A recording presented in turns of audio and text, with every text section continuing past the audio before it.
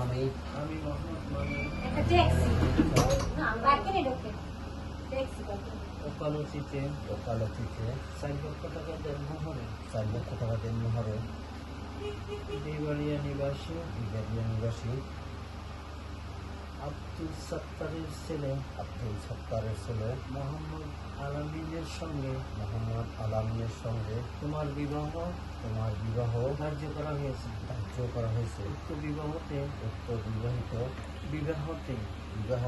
তুমি রাজি কিনা বা কবুল কিনা? কবুল কিনা? ঠিক আছে না কবুল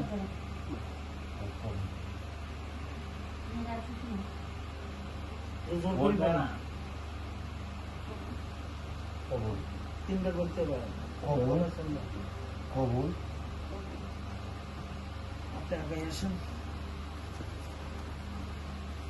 আপনি শুনবেন, আমি বলবো আপনি কবুল করেন, তখন বলবেন কবুল, শেষে আলহামদুলিল্লাহ বলবেন। কেমন?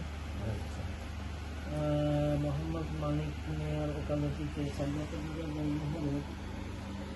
বলেন।